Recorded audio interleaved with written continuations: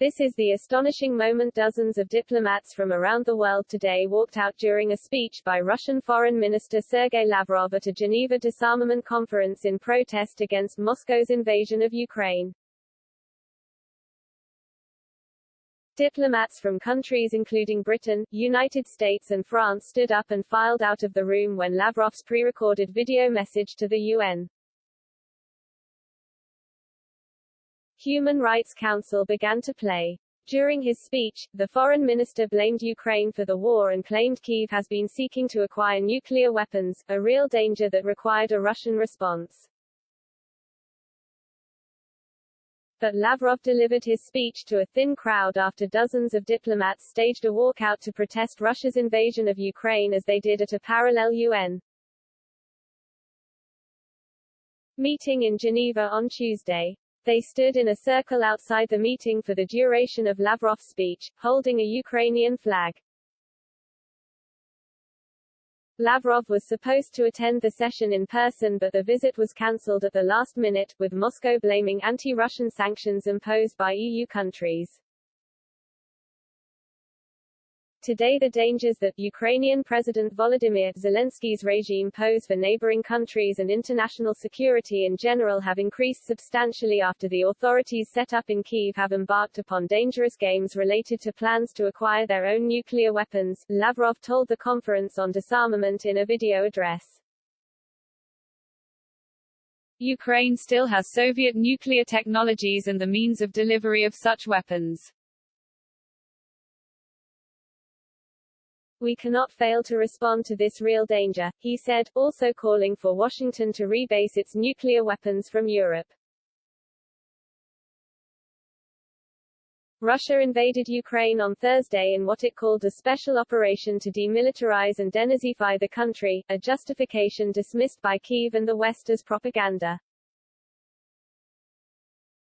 Before diplomats walked out on Lavrov's pre-recorded video message, a minute of silence was held for the victims of fighting in Ukraine.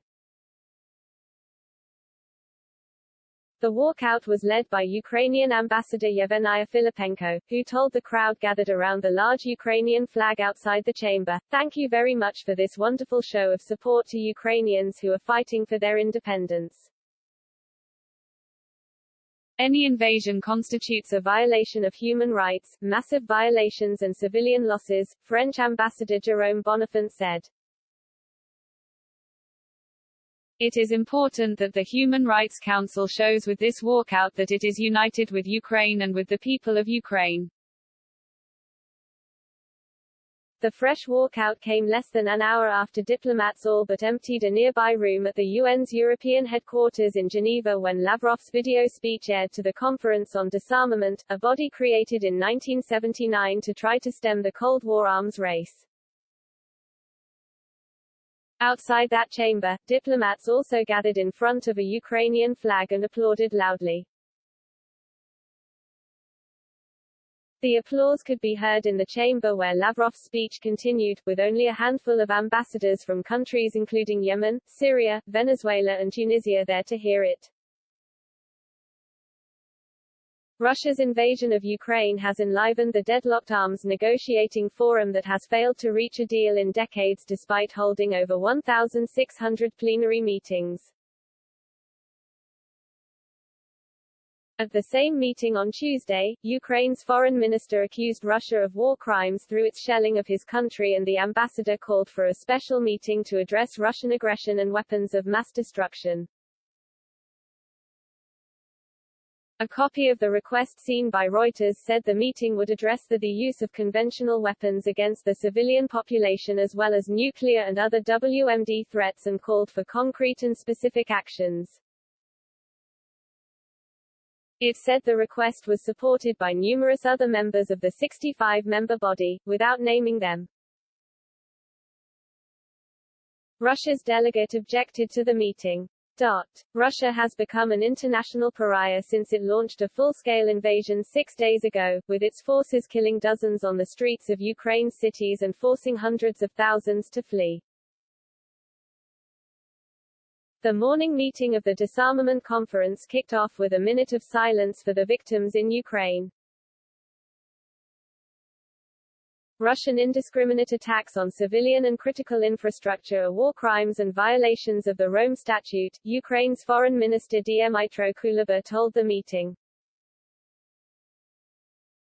The Rome Statute is the treaty that established the International Criminal Court. Russian aggression is a global threat, Kuleba warned. The response too must be global. He said Ukraine had called for a special plenary meeting on the crisis at the Conference for Disarmament, but it remained unclear whether this would go ahead. Kyiv meanwhile succeeded on Monday to secure support for an urgent debate at the UN Human Rights Council later this week. It will seek the creation of a high-level investigation into violations committed in the conflict, dating back to Russia's annexation of Crimea in 2014. In his speech at the Conference on Disarmament, Lavrov meanwhile blamed Kyiv for the crisis and said Ukraine was trying to assemble nuclear weapons.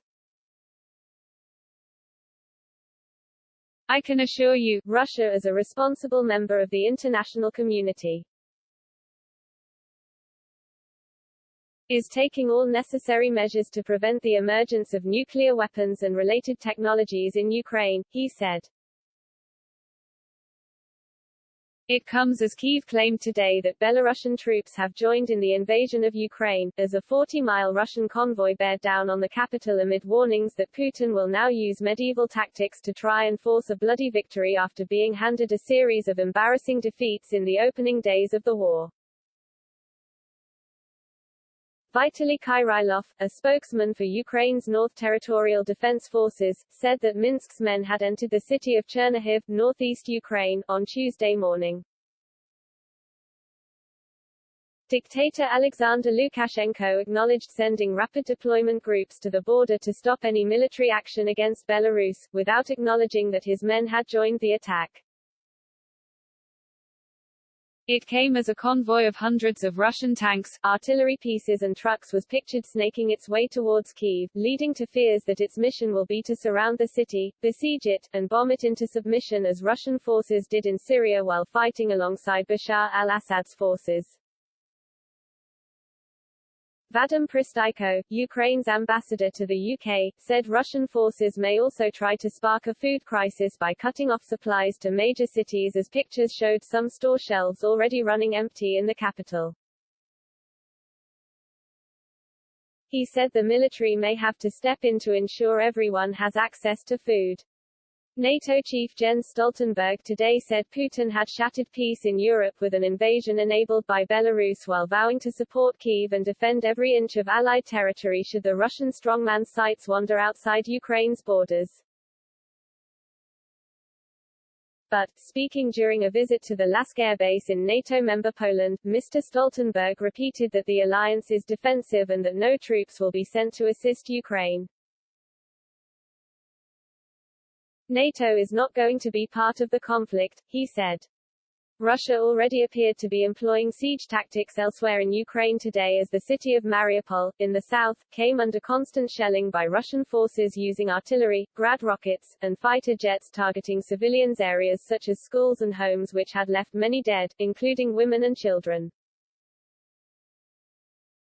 Power to the city, which is in danger of being surrounded by Russian forces, has been cut, region head Pavlo Kyrylenko said Tuesday, but it remains under Ukrainian control. Kherson, another key city located in southern Ukraine with a bridge over the Dnieper River, also came under bombardment by Russian forces today as missiles landed near civilian buildings on the outskirts and troops were pictured moving through the streets. Kharkiv, in the east, continued to be bombed today with a large rocket landing in front of the civilian public administration building, leaving the interior heavily damaged. It came just a day after the city was hit by cluster bombs that landed near a shopping center, killing at least 11 people and leaving dozens more wounded. Ukraine's ambassador to the UN later said that a thermobaric vacuum bomb was also used on the country, though did not saying exactly when or where. President Volodymyr Zelensky this morning branded the Kharkiv bombing a terrorist attack and branded Russia a terrorist state while repeating calls for a war crimes investigation. The chief prosecutor of the International Criminal Court at The Hague has said that a probe will be established as soon as possible. Sergei Shoigu, the Russian defense minister, said Tuesday morning that the invasion will continue until objectives are met, which he said was to prevent Russia being threatened by the West. In a grim sign of the carnage to come, he also warned that Ukraine's army is using civilians as human shields in what looks to be an attempt to justify the deaths of innocents as they ramp up over the coming days. Amnesty International and Human Rights Watch both said that Russian forces appeared to have used widely banned cluster munitions, with Amnesty accusing them of attacking a preschool in northeastern Ukraine while civilians took shelter inside. Oksana Markarova, Ukraine's ambassador to the United States, told reporters after meeting with members of the U.S. Congress that Russia had used a thermobaric weapon, known as a vacuum bomb, in its invasion of her country. They used the vacuum bomb today, Markarova said after a meeting with lawmakers. The devastation that Russia is trying to inflict on Ukraine is large. A vacuum bomb, or thermobaric weapon, sucks in oxygen from the surrounding air to generate a high-temperature explosion, typically producing a blast wave of a significantly longer duration than that of a conventional explosive and is capable of vaporizing human bodies. There has been no official confirmation that thermobaric weapons have been used in the conflict in Ukraine. CNN reported that one of its teams had spotted a Russian thermobaric multiple rocket launcher near the Ukrainian border early on Saturday afternoon.